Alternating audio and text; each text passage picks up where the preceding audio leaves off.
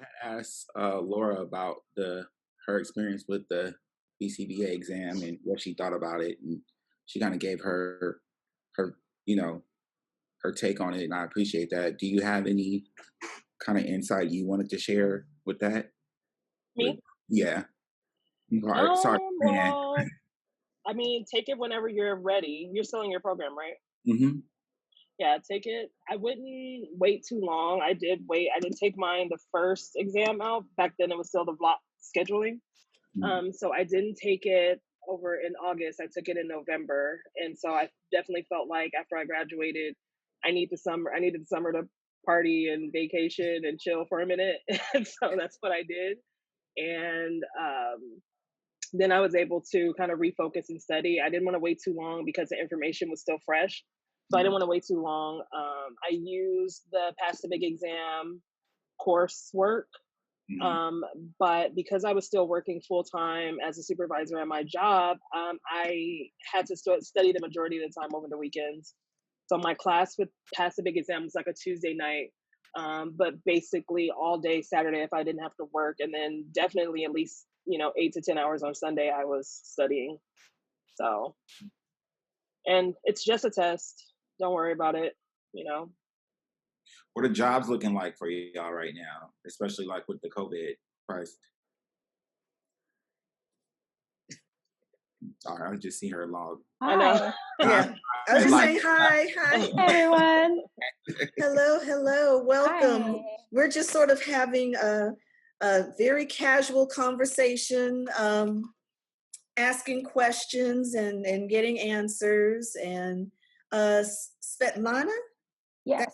are you a current student or I'm an alumni. you're an alum? Oh, congratulations. Thank Congratulations. you. Yes. Let me see. I'm admitting more and more people. So, hello, hello.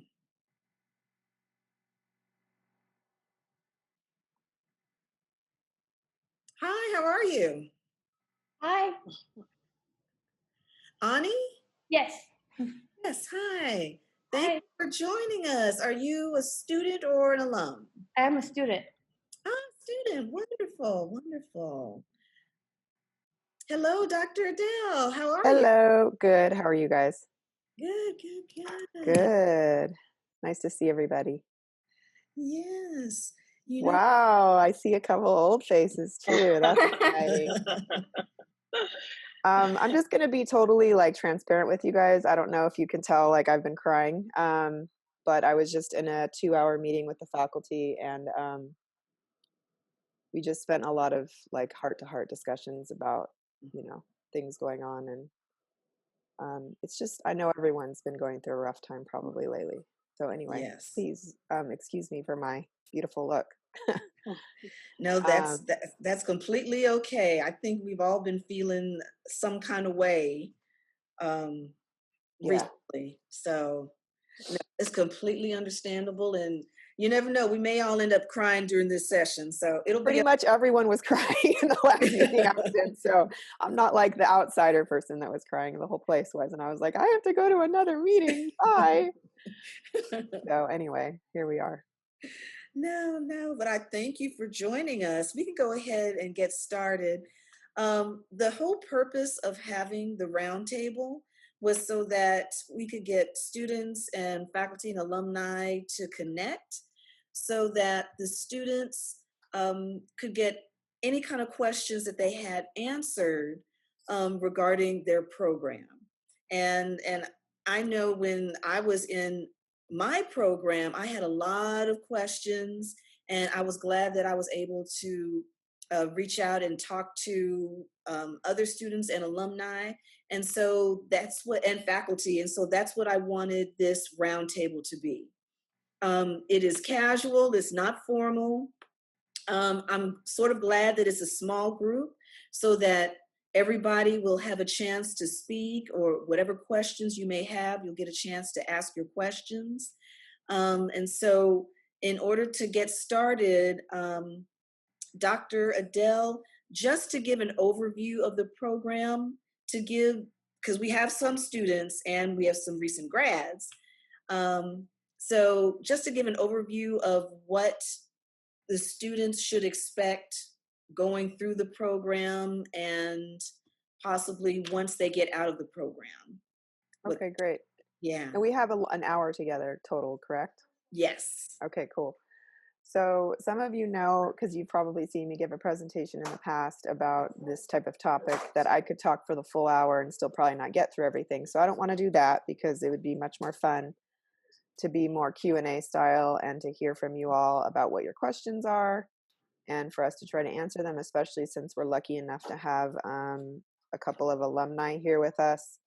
Also, would it be okay if we just took a minute and went around and kind of introduced ourselves? So I'm the program director.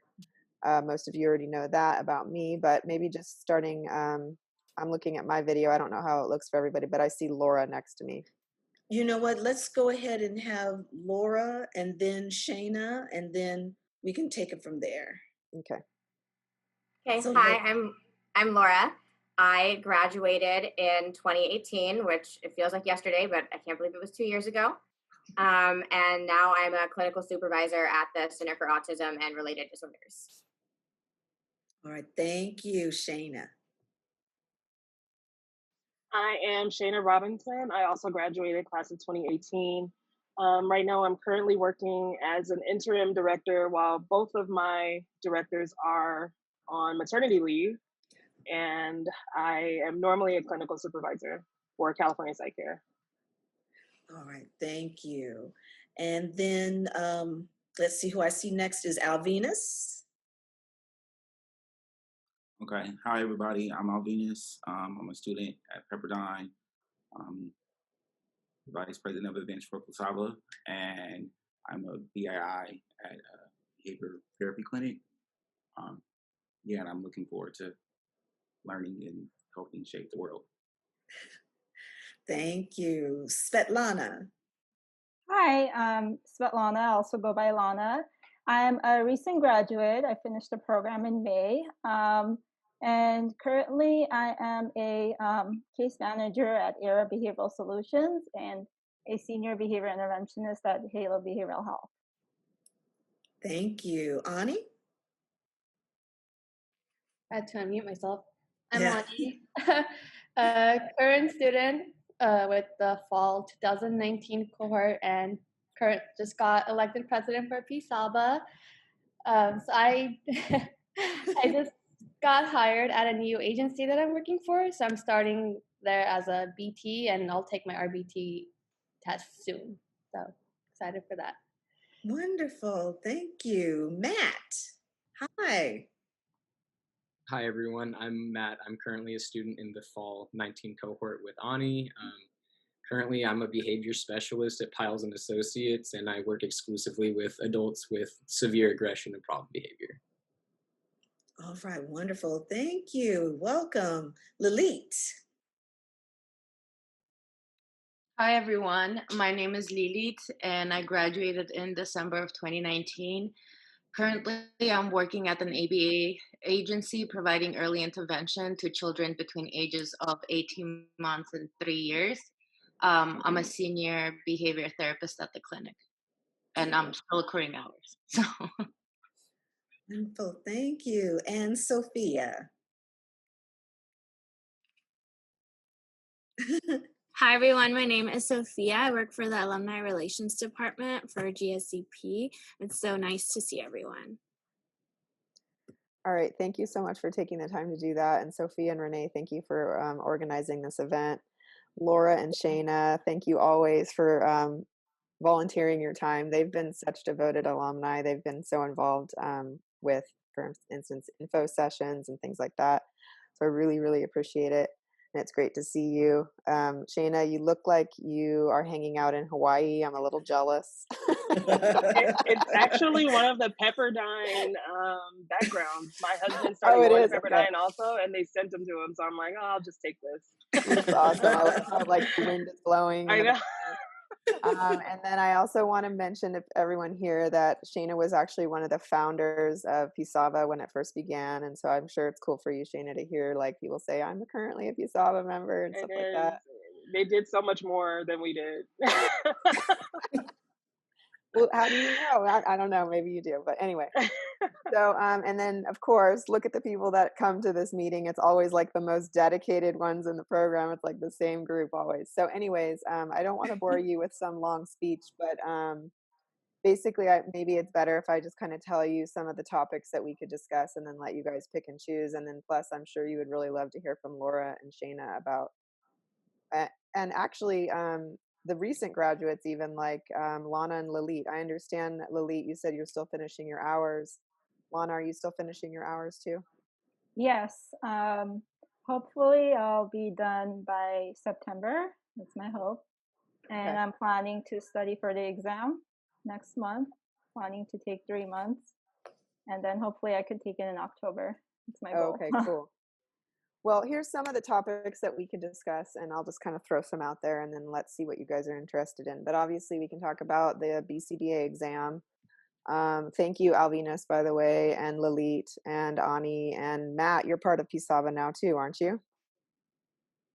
I'm not on the board, but I've gone to the stuff. Oh, okay. That's the other.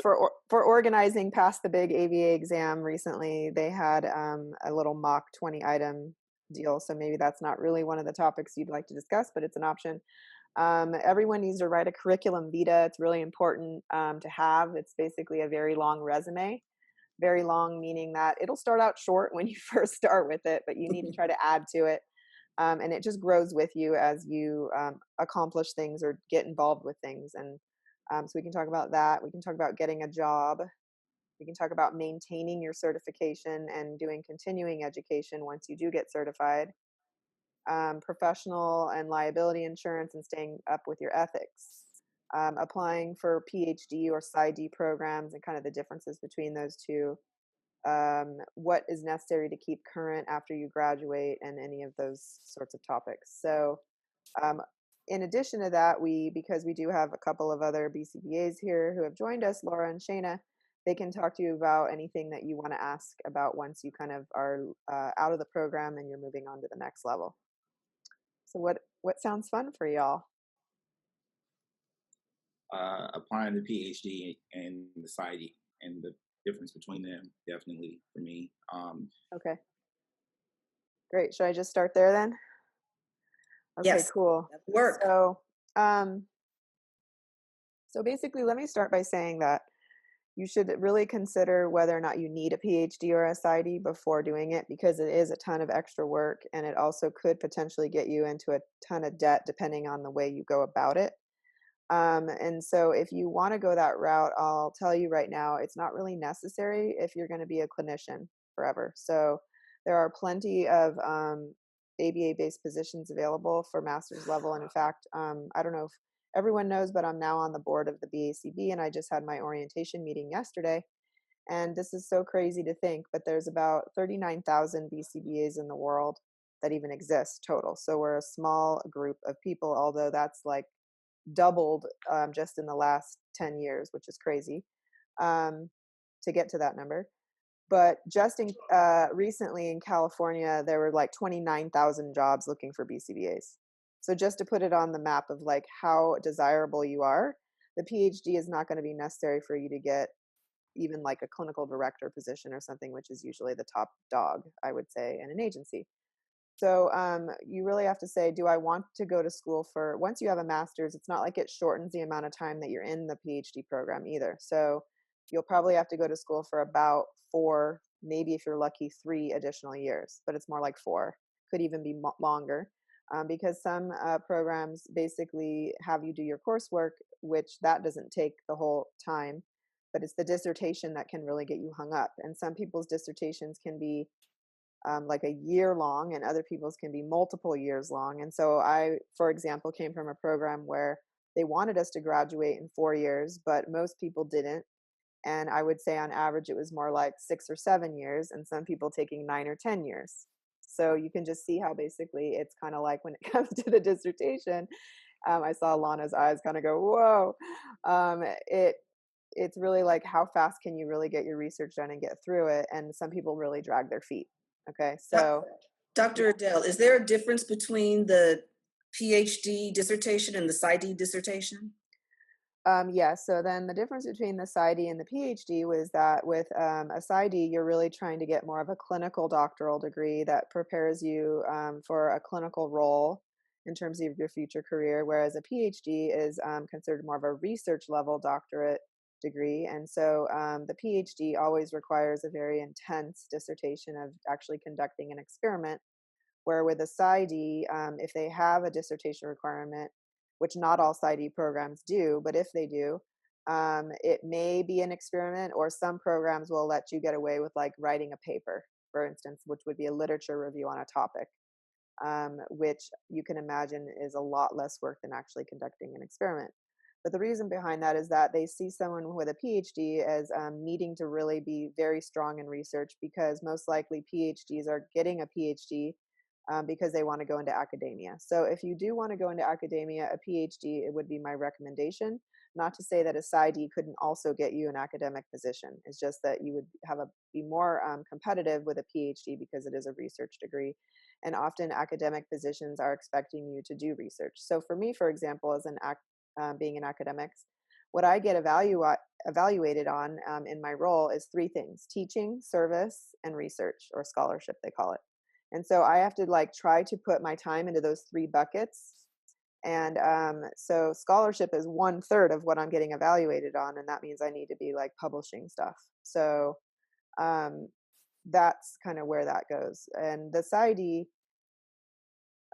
program might be just a little easier in the sense that it's not as rigorous on the research side. So it shouldn't take you as long to graduate.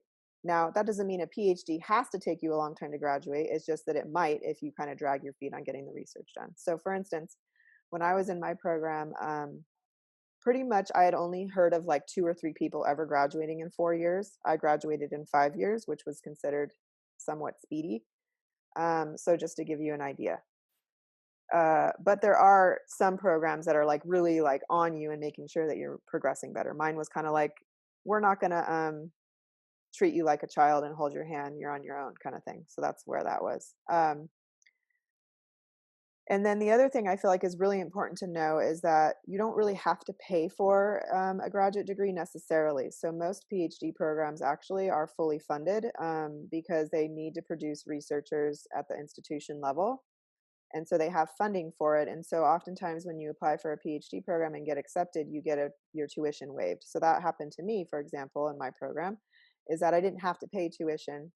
And they also gave me a job when I got there that gave me 30 hours of a stipend to live off of. Not to say that it was possible to live off that necessarily, but it was something to begin with. So a lot of my colleagues that I went to school with took out loans still, but it was minimal because they weren't paying tuition. It was more like for room and board or whatever. So, however, when you apply for a PsyD program, you will probably, I don't think I've ever heard of, and this could just be my ignorance, but of any funded programs, I think you just pay for it. So that's the other advantage of the PhD. And if you're thinking, well, I really want to go into clinical as a doctorate, I don't want to just be doing research, that's okay. A PhD, you can totally go clinical as well. It's just that you have the addition of the research, if that makes sense. So the only problem is here in California, we only have one PhD program in behavior analysis, and it's at the Chicago School, and it is not fully funded. And that's not uncommon at a private school. That's just kind of, a lot of times private schools do not provide funding for their programs. So you would have to probably be willing to move to another location. For example, I had Dr. Tom Higby come a couple of times to our program and talk and try to recruit you guys to apply there, because FYI, a lot less people are applying for PhD programs in the last few years. So they're actually trying to recruit people to apply. And if you get accepted, it's a fully funded program, but a lot of them are. If you want to know about where to find these programs, my best suggestion is to go onto the, it used to be on the BACB website, but now ABAI has taken over it, ABAI being the Association for Behavior Analysis International. So at either one of those websites, I believe, if you go there and you search for verified course sequences, which is what Pepperdine is, we're a verified course sequence, but for a master's degree. Anyway, it's a list or a database of all the universities that provide graduate training in behavior analysis, and you can look through them and find the ones that have PhD programs, then go to their websites and look to see if their programs are funded or not. So that would be the way of going about it, but you have to be kind of willing to leave LA and move somewhere for it. Dr. Dadowski, could you kind of expand upon what opportunities there are to work in a higher education setting in the field, such as positions like yourself or Dr. Garapetian, and how we can come about those? Yeah. So most likely, if you do want to go into academia, you should get a PhD or a Psyd. Some programs will hire master's level people to teach. For instance, ours does every once in a while, only when we're desperate though. So it's like we've already exhausted all of our avenues of trying to get a PhD level person to teach our courses. So like right now, I want to say we have about 15 faculty that teach for our on-campus program. And out of the 15, they all either have a PhD or they're considered what's sometimes referred to as ABD, which means all but dissertation or all but dis. And so we hire PhD level, Psyd level, or ABD individuals to teach our students, because if they're ABD, that means they've had all the coursework, they just haven't finished their dissertation. And so if you do want to teach, that's my recommendation, is to go the doctoral route. If you have a master's degree, that doesn't mean you couldn't get a teaching position, but it would be a lot harder, and most likely you wouldn't necessarily get to teach at the institution of your choice per se. So for instance, I know like National University probably has no problem hiring master's level individuals to teach. Now, to say like, how would you go about it? What's interesting for a faculty position is you kind of have to be willing to move anywhere. And for those positions, because it's not like they're always available, and they don't come available all that often. And so people who go into academia oftentimes are like ready to be on the move to go to any state, even if it's somewhere that's completely undesirable. And it's really weird, but sometimes it seems like in our field, especially in behavior analysis, all the positions are in really undesirable locations, to be honest with you. But you could also look at it as a stepping stone, like that you're going to go there for a few years to get the experience, and then you're going to keep your eye out for other academic positions that open and go for it and potentially move. So it's not unlikely. I've seen colleagues, for example, start off, let's say, at like University of Kansas and then move somewhere else after that, so but the thing that can be kind of hard is when you go into academia, if you want tenure, apparently once you get tenure in one university, it's not like it transfers to another university. So you also have to be willing to give up your tenure if you're going to be moving around. Thank you very much. You're welcome. Let's see. At this point, maybe we can get Laura and Shayna.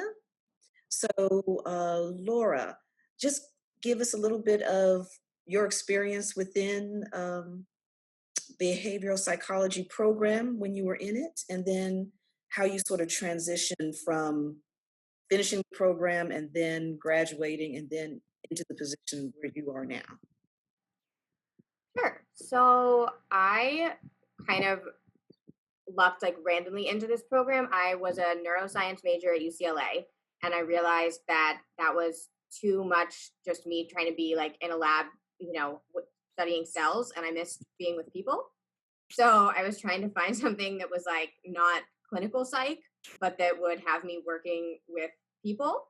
So I found this program and I applied and got in. So I had no experience. So I got a job just for practicum, basically, which was interesting because I know now a lot of people probably already were working at an agency and then they decided to like go to grad school. So I kind of did it in a weird order. But I was accruing my hours while I was in the program, sort of always knowing that the end goal would be for me to finish my hours, hopefully when I graduated, which I was able to do. I pushed through and managed to finish all the hours right as I graduated. And I was Dr. Dadowski's TA towards the end of my experience there. So that was really great for me to be able to see sort of the behind the scenes stuff of how to actually put things together for classes and also get to ask her a lot of questions about what to do when I transitioned into, the real world of being a supervisor. And I took the test in August. So I graduated in May and I took the test in August, back when we had to wait 6 weeks to find out if you passed or not. So I passed in August, but didn't really find out till October. And I think that for me, the transition was just where, again, not having already been at the agency for a long time, I didn't have the opportunity to have any leadership position at the agency between just being like a regular behavior therapist and then suddenly going to a supervisor level. So for me, when I was interviewing for jobs after I had passed, I really talked to a lot of them about what training they were going to give you, because like Dr. Nadowski said, there's a lot of job opportunities if you have a BCBA. You're not going to be hurting for people who want to hire you. The problem is actually that most of them wanted to hire me for a higher level or just to go in without any training. And I had some companies legitimately say, oh, well, we're here if you have questions, but like, you can just sort of start. And I was like, what? Because I've never done anything other than just run a therapy session before. So I think that was what was important to me when I was looking at where do I want to be. I wanted to know that somebody was going to hold my hand at least a little bit in the beginning to like show me the ropes of how to do some of the stuff that you might not have as much hands-on experience with if you didn't have a leadership role at the company before you got to be a supervisor. So I think that sort of sums up my experience, but let me know if you have questions.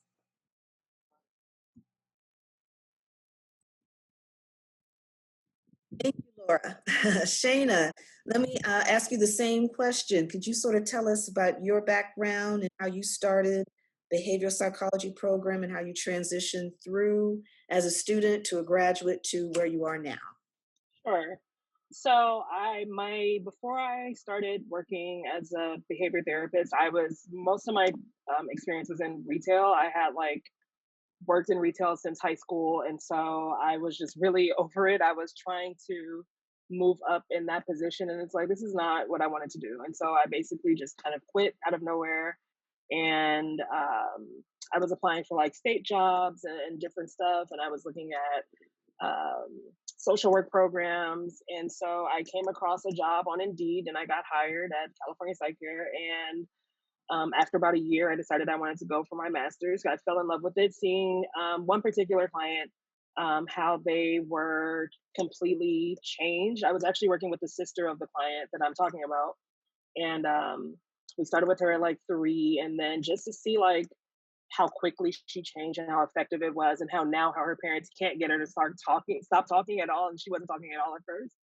That's what kind of made me want to go forward in the field, just seeing her progress literally.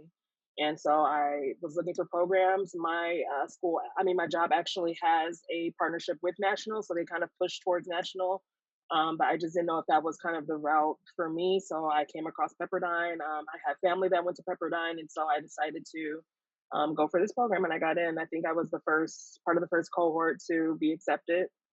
I'm really happy I did, because the networking that's available at Pepperdine was definitely not available at National. Most of the teachers there at National, at least at the campus that a majority of my coworkers went to, all of the teachers are also our bosses. And so there is no opportunity for networking. There is no, outside opinions. Going to Pepperdine, I definitely got a variety of opinions, sorry, males here. But yeah, the networking there is priceless for me. I'm really glad I made that decision. And then as far as moving up, towards the end of my program, when I started practicum, I started to supervise. And I didn't tell, after I finished the program, I finished in May 2018. Like I said, I didn't take the exam right away. I needed some time to just kind of relax for a minute.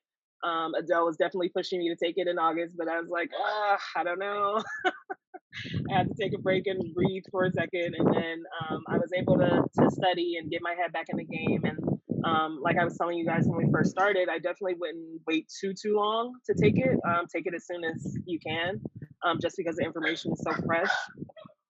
And after I passed it while I was studying, I actually didn't tell any of my coworkers. I didn't want the pressure. There's a lot of pressure in my office just to pass. And so I didn't want that pressure. So I was studying and driving myself crazy completely alone for about 2.5, 3 months, where I was really studying really hard.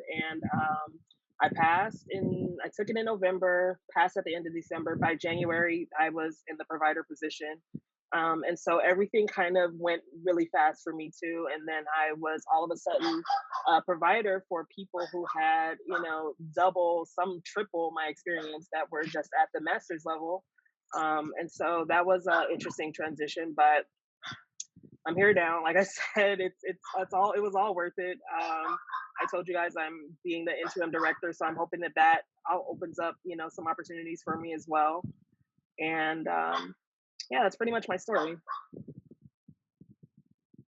And as far as like any current students or alumni, recent alumni, I'm always available. You guys can have my number, my email, whatever. I can answer any questions. You guys are looking for job opportunities, even if it's outside of my agency. I'm kind of part of the recruiting team, and so it's like I can definitely help you guys out.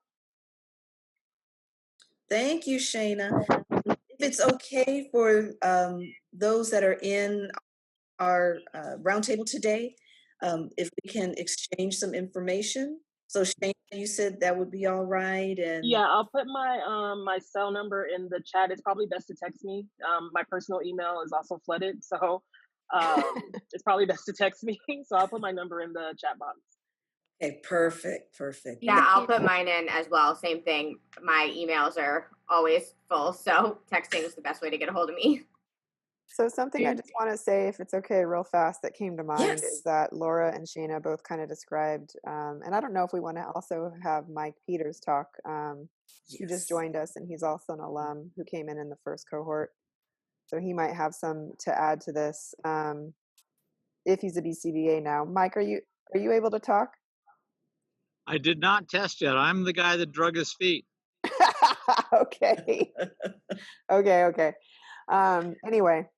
So what I wanted to say is, like, you can tell that they both did like kind of different things. So Laura, what didn't get the opportunity to supervise as a student. So when she graduated, it was very important to her to get a job somewhere where they were going to hold her hand and give her really, really comprehensive training in how to be a supervisor and walk her step by step through, her first reports and things like this, right?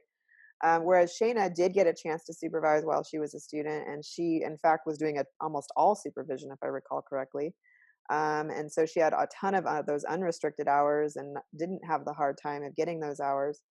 And so I think she was more ready to provide supervision when she graduated. Now look at her, she's the director, the interim director. So the experiences can be quite different. I also want to mention that this is kind of a side effect of our field. Okay, so our field being a field that's basically, like I said, doubled in the amount of BCBAs that we have just in the last 10 years, going from like 20,000 to 40,000 BCBAs in just a short amount of time. And the data show that it's not decreasing and it's not plateauing anytime soon. What that means is that little ABA agencies are popping up left and right. And I know, for instance, there's at least probably like 250 just in the LA area of these agencies. And they vary in size and how they run things and quality and everything, to the point where some are like, amazing high quality and they put a lot of time and energy into it, and others are very, very, very low, poor quality. So you have to be really careful when you get out there on what you're looking for and ask all the right questions so that you get what you need, because you could get easily persuaded maybe by the dollar signs to take that job, where maybe like Laura could have taken a job as the director maybe of an agency, having not even ever done supervision before. Or she could have taken a position as a supervisor where they would just hand her caseload and go, here you go. Like, here's your 15 cases, thanks, without any training whatsoever or transition. And a lot of that is really like against our ethical code, if you think about it. Like, you should never just hand someone cases without any sort of, let me introduce you first to these cases and go over what we've been doing with them. There has to be some continuity of care and things like that. But the truth of the matter is, in some ways, our field is still the wild, wild west, and people are still kind of like getting away with murder in some ways. Okay. And until we have licensure in the state of California, it's going to continue to be able to be like that, unfortunately. Mm. So you have to kind of be smart and on your toes of what are you capable of, and just have a really honest conversation with yourself. Like, do I really have the skills, and do I feel like I should take this on, or do I think that I still have some stuff to learn? And truthfully, even I'll be honest with you, I remember when I graduated, thinking like, oh, I'm a badass in this. I don't have anything else to learn. I know everything on this topic, and being like, I want the clinical director position. Funny enough, I ended up working at an agency, and like the second I got there, I was like, whoa, I have a lot to learn. So Totally. it's a little humbling at times, but just something to realize and think about. What And other, I think with that as well, they'll just, because I will say even in my company now, they want more BCBAs. So they'll push you to supervise a lot of people who are in master's programs. And they'll just want you, they're like, cool, are you good with signing their hours form now? And I've like had a couple of them where I was like, no. I was like, to be honest with you, like they're not meeting goals, they're not taking feedback, you know, like this is not like, or I have too many. So that like is a part of it too, of like there is such a need for them that once you get to this position, they'll also might want you to like churn out a lot more of them to like sign a lot of forms all at once. So that's a good point. The BACB is going to start enforcing that you have to be have been a BCBA for at least 1 year before you can provide clinical supervision to an aspiring BCBA. That's already a rule that we have in place at Pepperdine, because we figured, why are we going to wait till 2022 or whatever the year is that the BACB is putting it out? Let's just do it now. That seems obvious that probably you shouldn't supervise aspiring BCBAs if you haven't even been a BCBA yet for at least a year. And so, you know, what you might find is that your agencies could potentially be pushing you to do things that you don't really feel ready for. And it's okay to kind of throw back the code at them like, well, according to code 1 point blah, blah, blah, it says that I should only do things that are inside the scope of my practice or whatever. And I don't feel comfortable with that yet because I haven't actually had that experience yet. I'd like to first maybe go through, you know, a training program on how to be a good BCBA, or at least have the experience of being a BCBA for some time or whatever. And as soon as you throw out that ethics card, everyone kind of shushes. Like nobody's going to tell you to break an ethical code. Hopefully.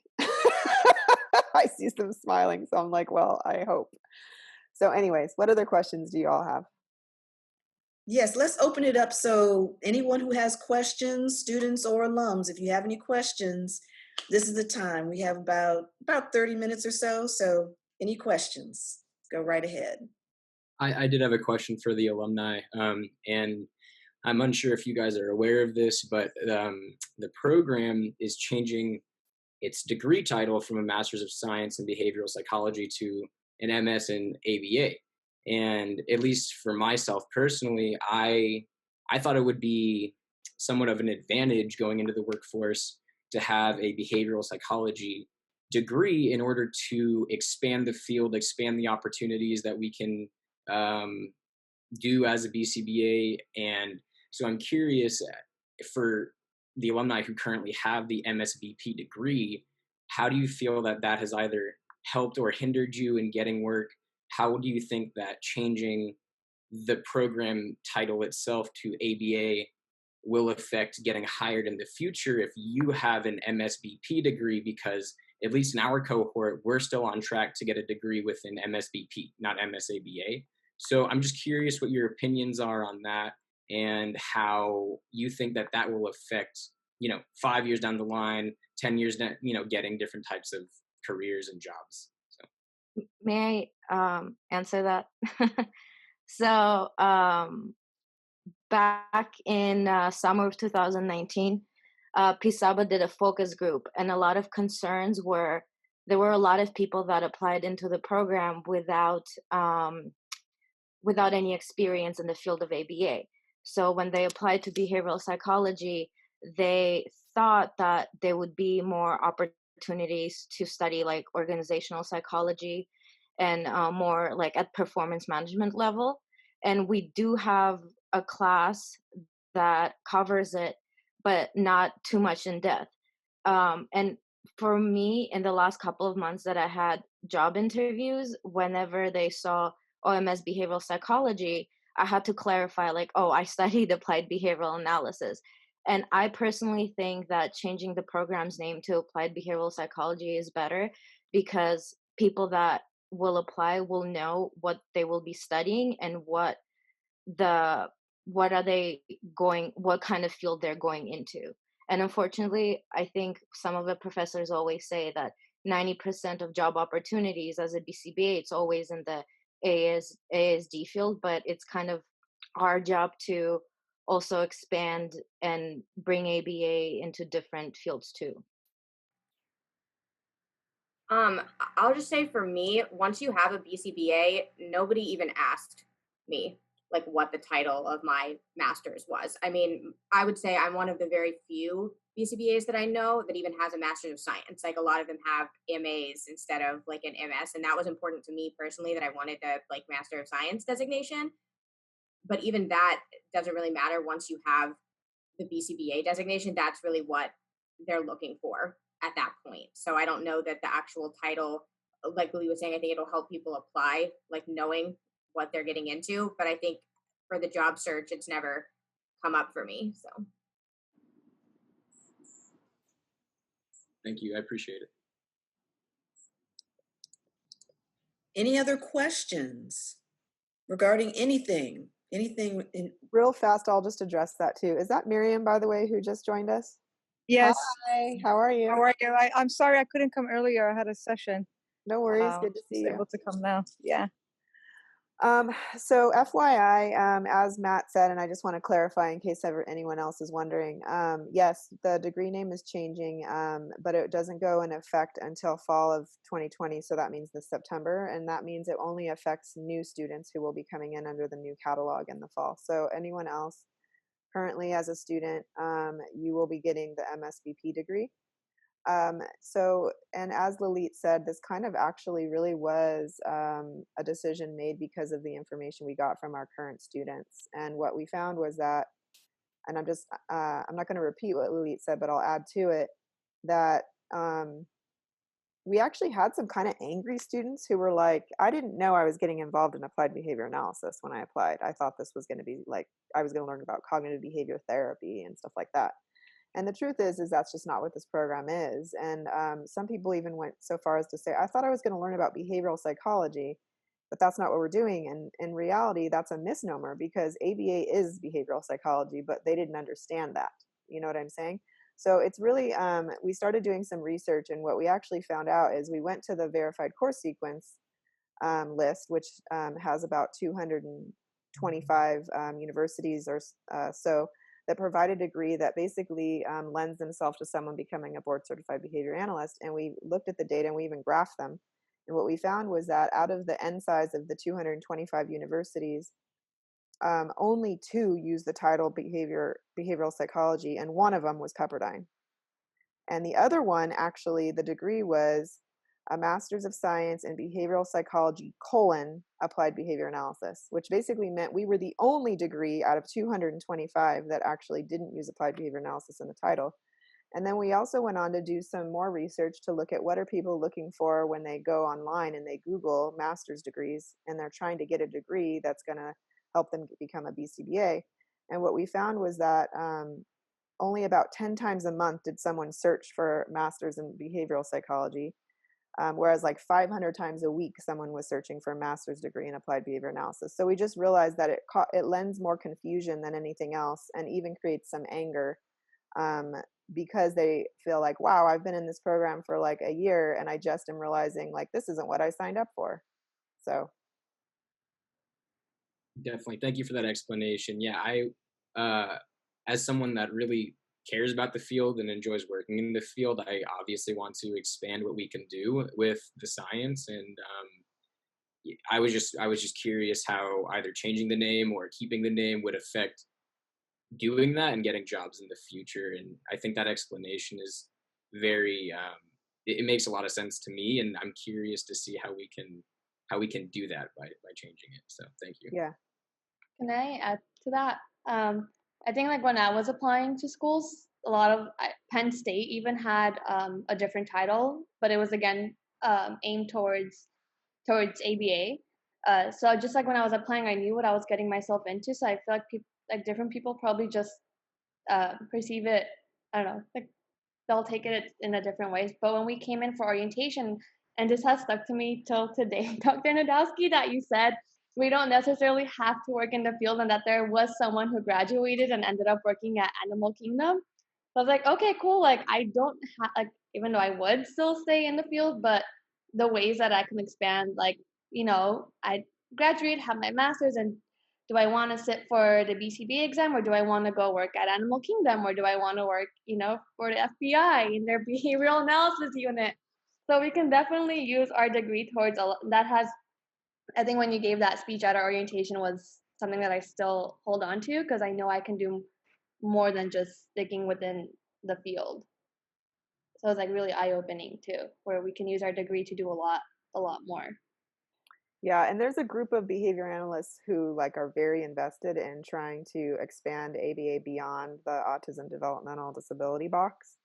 And there's a few people that have really done a good job, and they actually have full-time jobs doing things that are outside of it. But the biggest mistake I think people make is that they think well, there's no job I can get because nobody's hiring a BCBA at X company or whatever. The problem is that you shouldn't be looking for jobs that are hiring a BCBA. You should looking for the job description you think you can do and apply. See what I'm saying? So my friend who now literally is the president of the entire Western region of sales for LinkedIn is a BCBA that I went to school with. They didn't know what a BCBA was. They weren't hiring a BCBA. She read the job description and she knew she could do it. It was organizational behavior management type work, and she applied for it and she got it. And the other thing is you have to remember is that people love people with psychology degrees because they always think it adds an extra little plus to whatever the thing is that they want in their company. You know what I mean? They kind of almost think someone with a psych degree. Yes, we want that. So, and remember, ABA is a psych degree. So.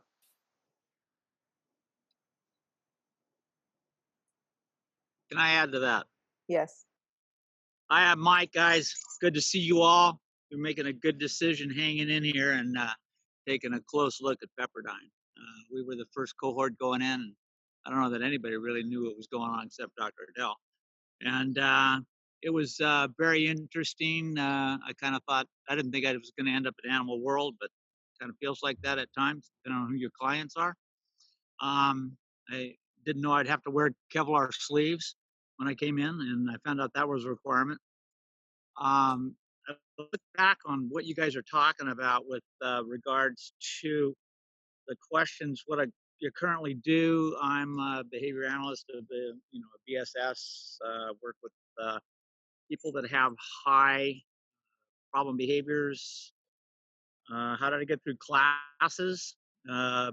Laughing was really helpful.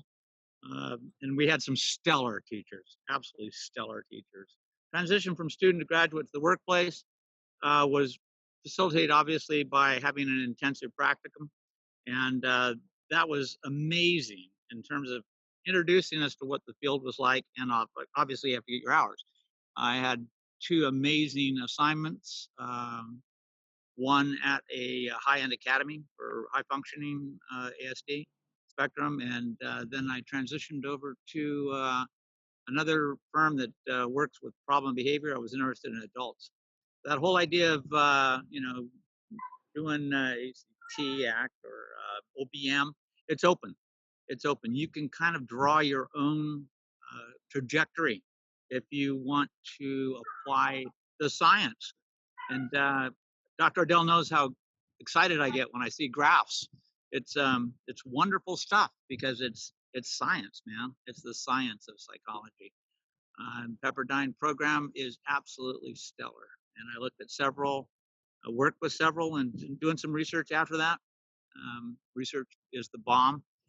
I kind of came from cognitive neuroscience as well originally, and it's amazing the introduction that Dr. Adele and the program gave to heavy-duty people in this field is phenomenal. Do not miss a bet. Go to CalABA, go to ABI, meet these people that are the names in the research stuff, and they will all stop and talk to you about anything that you have questions about. This is the most amazing field. for people wanting to share the science and what's happening, where it's going, what you can do to help. So that's my pitch on Pepperdine. It's an awesome program, Dr. Adele. I miss you so greatly, but she introduced me to Michelle Wallace and Rachel and so many other people. It's fantastic. I reached Ms. Robinson. It's good to see you. It's awesome. You guys got a great place to go. I wish you luck, Matt. Good questions, bro. I don't care what they call me. I go for a PhD in psych, whatever. Who am I gonna fix? I gotta fix Mike first, right? Okay, so that's what person I apply ABA to is what am I doing? I gotta, quit sleeping in the morning, quit hitting the pause button, that kind of stuff. So focus, people, stay involved, find out what you like to do, and then apply yourself. End of spiel. Thank you, Mike. And I also want to say I've always loved Mike's enthusiasm. He's literally had that same enthusiasm since the very first day I've met him, and it's never been anything but what you just saw. He's like a little kid in a candy shop, basically, when it comes to ABA. I love it. I remember seeing his smiling face at those conferences, and he was like right in there introducing himself to everybody and doing what he needs to do to network. So just stop dragging your feet, man, and take the test. That's what I have hear to say to you. ABA rocks, the PTBA. Oh, ABA. and by the way, if we need someone to come in and shoot a video for marketing for our program, would you be willing? Sure. Because I think you got the right pitch. Awesome. Thank you. Great. Thanks, Dr. All right. Any more questions? This is great. I like this. Everyone like this. So any more questions about anything? I have a question about adding to your scope. And I guess your scope of content, I think it kind of just adds on to what Mike was saying about going up and introducing yourself to these, world-renowned behavior analysts and just kind of like stepping out of your zone. But in trying to add, to get something under your scope of comp, like what advice, or even to start research or throwing out research pitches and stuff, like what advice can anybody give to us to get going with that? Because I think that it's one thing to like have an idea, but it's another thing to like, especially with all the stuff going on in the world, like I have these ideas and I'm like writing them down now, and it's like, how can I apply the science of what I'm learning, like, to help? And I want to help, but I don't know how to. And I have a passion, like Mike shares, for the science, and I just don't know what to do. Like, where do I go? I'll start, and I just want to say, Alvinus, you do also remind me of a kid in a candy shop. I know that you're very passionate about ABA, but I would say that what you should do probably is really figure out what your niche is that you're interested in, and then make some very tangible goals on that. So if it were me and I was in your shoes, I would start by going to the ABAI website, and I would go to the special interest groups. It's literally on the front page on a drop-down menu. You can get there and find out what all the different groups are of people that are interested in topics. And it ranges anything from gambling to behavioral medicine to behavioral pharmacology. I mean, it basically is like everything you can think of different kind of topics that people are doing, sustainability, kind of list goes on and on.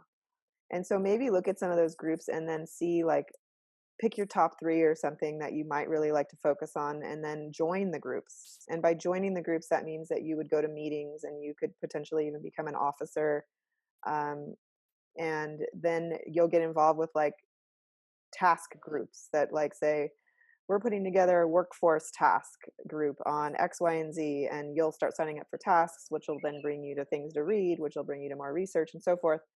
And just start learning from the people in those groups, because they're typically like the experts on whatever the topic is. So for instance, how many of you guys went to Calcella presentations? And by Calcella, I mean Calaba got canceled, so they put together a kind of digital weekly thing. Did any of you guys go to some of the Calcella presentations? Yeah. Okay, cool.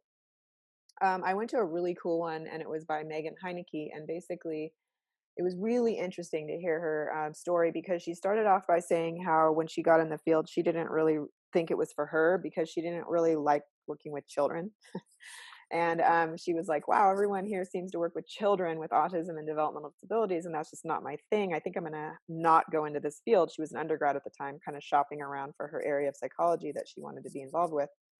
But then when she would take the classes, she was like, but I really agree with this philosophy as opposed to cognitive psychology, let's say, where, there's maybe some different mental constructs or things that they use to describe things that we can't really prove necessarily. Whereas here, everything's like very much more natural science based, and I can prove it and stuff like that. So she knew that she liked like the philosophy, but didn't like the population per se that seemed available. So she kind of searched around, and what she found out was that there was a group that was very interested in acquired brain injury, or sometimes referred to as traumatic brain injury. And anyways, so that was very interesting for her because her father had had an acquired brain injury from an accident, and he dealt with a lot of issues from it. So she took it very close to heart. So she went and she found the special interest group and she joined it. And what she explained was that it was composed of basically the big wigs in our field, and she says there's only like 10 of them who are interested in that topic, and they very intimately became involved together, you know what I'm saying? And so they start teaching her the ropes. So when you say it's like not in your scope of practice and you're like, how am I going to broaden my scope, you need to get involved with the people that are the experts. And because our field is so small, each one of these special interest groups is not going to be humongous. It's not, unless you go to the autism one, right? So it's not like you're going to walk in the door and there's going to be hundreds of people and you're going to be like fighting for someone's attention to get trained or to learn about a topic. It's going to be like 10 people there, and like one's going to live in Missouri and one's going to live in Illinois. You know what I'm saying? Like, that are going to be able to train you and teach you, and they probably would be more than happy and excited to do so. Now you might have to be willing to like uproot and go somewhere for a couple of weeks and like volunteer your time. And I do have other colleagues that have done this as well. So one of the researchers you guys have read a lot of is Brian Iwata, right? You learned about that in your assessment class.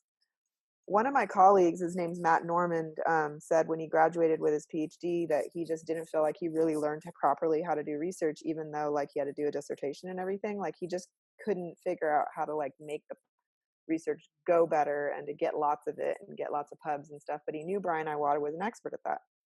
So he just literally reached out to him. And that's the thing about our field, is if you reach out to people, they will get back to you. And he said to Brian, can I come to Florida and just like sit in your lab for a couple months and learn from you? And Brian was like, yeah, come on out. So that's what he did. And he went and he like lived there for a couple of months and just sat there and like shadowed in the lab and learned how to do research. And now Matt Normand is one of the best researchers we have in our field and one of the most published. So that's kind of like what it takes. It takes just finding the people that you like, who are the people you strive to be that are doing the stuff you're interested in, and going and introducing and asking how you can get involved. And it might require some volunteer or even moving in some cases, or not moving, but maybe just visiting. You know what I'm saying? Also, please note that I know almost everyone in the field, or at least I'm 1 or 2 degrees away from knowing. So if I don't know them, I have a really great friend who knows them or something like that, you know, just to kind of even show you how like it works in our field, how small we still are. My advisor was Michelle Wallace, who's a professor at Cal State LA. Her advisor was Brian Iwata. His advisor was John Bailey. So literally like Michelle's my ABA mom, Brian Iwata is my grandpa, and you know, and it's crazy when you think about that. That's how it all has branched off, and it's like it's not hard to get in touch with people that you might have an interest in that topic. Now, I also want to mention that Linda LeBlanc, I believe, published an article on how to branch out of your scope of practice, and she provides you by a step-by-step process to go through as well. Dr. Nadasi, can you say her name again? Linda LeBlanc. LeBlanc. Mm-hmm. Thank you so much for that. My headache getting in the middle of the night, trying to figure out. I think I spent a lot of time recently getting back to the basics and reading like B.F. Skinner's work and stuff like that to try to like see Where did it come from? You know, like how do, like, that's the seed, and it's like, you know, how does it transition into today's time? And you know, I'm going to try to do that. I know, and I've reached out to you on numerous occasions, and you connected me with a few people, or attempted to, and things have been going on. So I know you're well connected. Yeah. And keep in mind too, like the person I connected you to, that was through an email, but you could also respond to her another time and say, hey, because she now lives in LA. It's Evelyn Gould, in case any of you are wondering, and she's like a guru in ACT. You could reach out to Evelyn and say, I'd love to like meet you for coffee or lunch, you know, and she would do it. You know what I'm saying? So, or once she gets established out here, because I think she just moved back here from Boston, maybe you could ask if there's anything you could help her with, if she's got a lab or in a clinic or something. You know what I mean? What's her name again? Very passionate about training people, behavior analysts, particularly in ACT. Evelyn Gould. I'll type it in. Gould? Yeah. Would it be possible to have an email sent of all these prominent people? I would love to contact some of them. Yeah, sure. Okay. Any other questions? Because it looks like it's almost 1 o'clock. So was there any one last question that anybody had to ask? No? Okay. Well, I just want to say thank you for all of you joining us today. This is our very, very first Student Alumni Roundtable, and I think it went pretty well. And we have a survey, and I put it in the chat so that if you click on, it's the very first thing, the roundtable evaluation, just so we can get an idea of what you thought about this roundtable, if there's things that we could do better, things you want us to add for the next one, and actually how often you would like to have a roundtable like this. Would you like it maybe just once during the fall, or maybe once during the spring, or maybe— Oh no, more often. More often? Okay. All right. Yes. That's what we want to know, because this is something we're just starting that's new, and we want to continue this. And so, yeah, just give us your feedback to let us know how we did with this one, ways we can improve it, and what you'd like to see for the next roundtable. Sure. Thank you. Is it possible that you can email us? Because I don't see it in the chat. I don't know if it's just me. Yeah, me either. Okay. Oh, okay. Yeah, we can email. Yes, that I'll to send up everybody. a follow-up email with that survey and just thanking everybody for attending. Thank you. Thank you so much for putting this together. Yes, thank you so much. It's great to see Thank you everyone's so faces much. that I haven't seen in a while too. You're welcome. All right, bye, guys. Thank you. Thank you to all our guest speakers. Thank you. See you at the next roundtable. Yes. Bye. Bye.